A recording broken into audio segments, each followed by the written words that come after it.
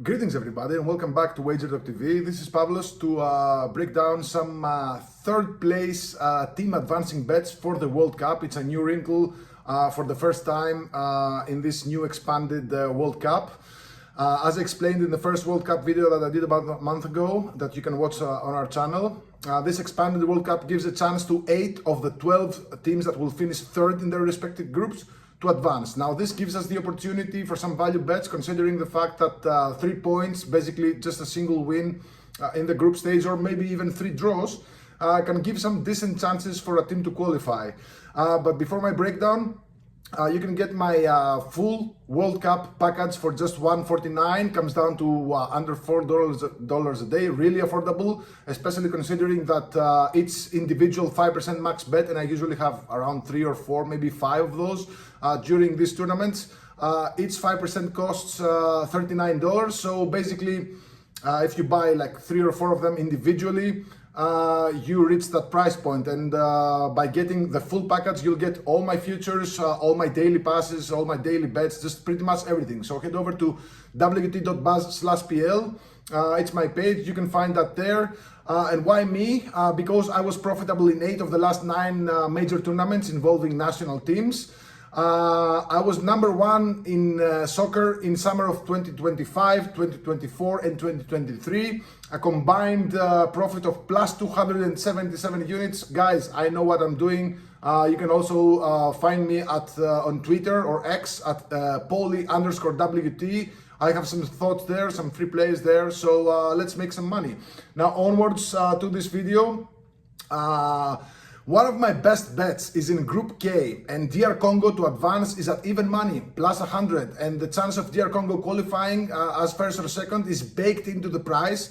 But this bet also gives us the chance to get paid if DR Congo advance as one of the best third place teams. I absolutely love the value on this one, and the play style of this DR Congo is a really tough defense.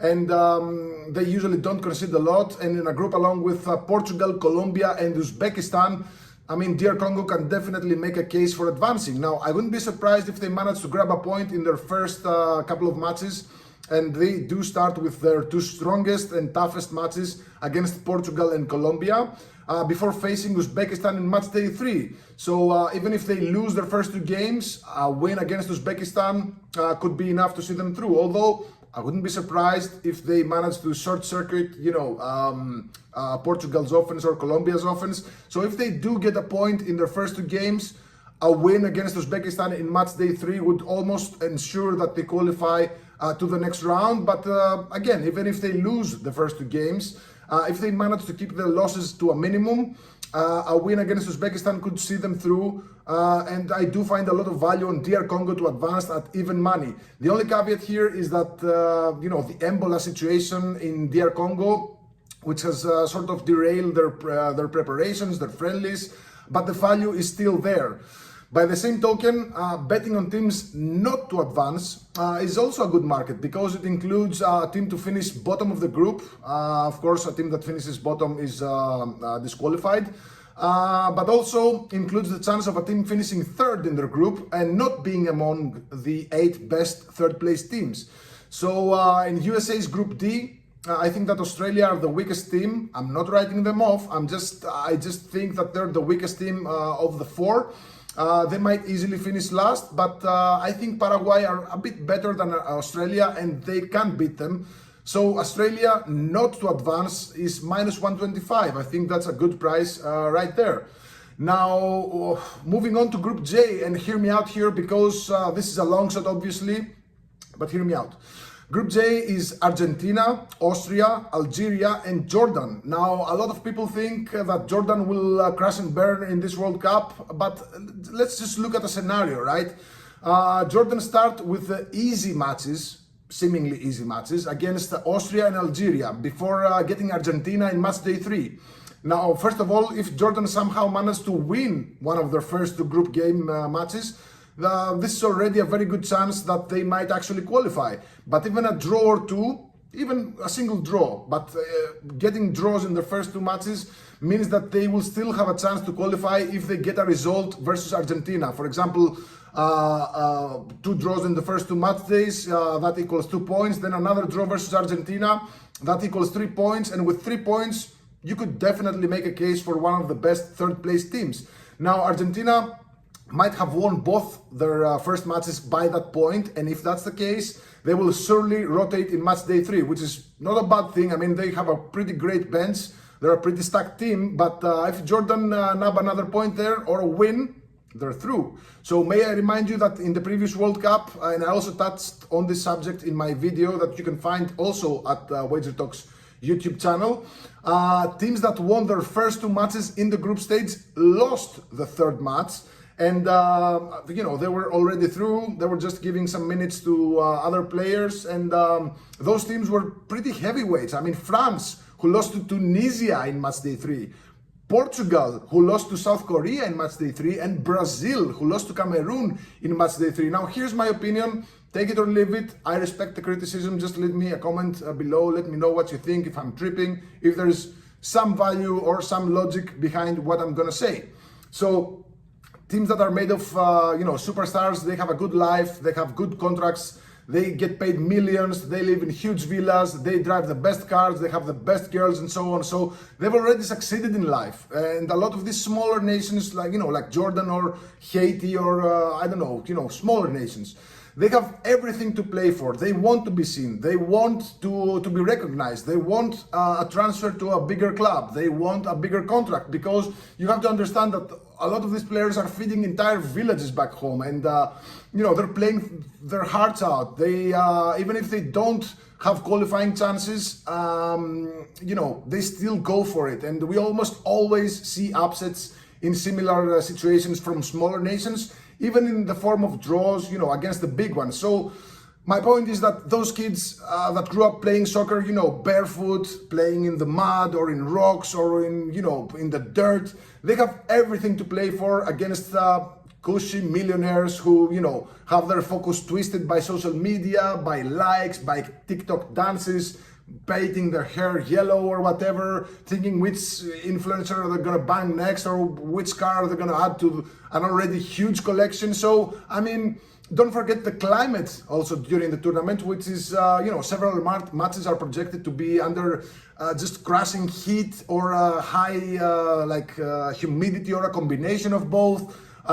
There's also thunderstorms. I mean, last year in the Club World Cup, we saw several matches getting delayed for hours, right? They were, at the halftime there was a cloud 13 miles away, and then until there is no thunder strikes, the teams must stay in the locker room. That kills momentum, right? And basically puts even the biggest superstars out of sync. So, that's kind of in favor of the smaller nations.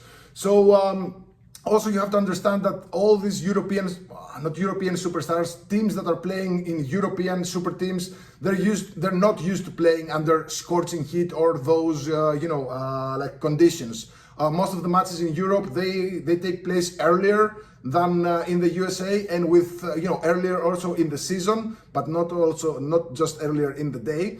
So I wouldn't be surprised by many upsets in this World Cup. So all in all, it's still 22 players on the pitch fighting against one another. Upsets will happen. So maybe Jordan or a team like Jordan can pull upsets in the final match day of the group stage, where they will fight for their lives basically against opponents who have already qualified. So Jordan to advance, and again I might get a lot of heat for that, is at plus 350.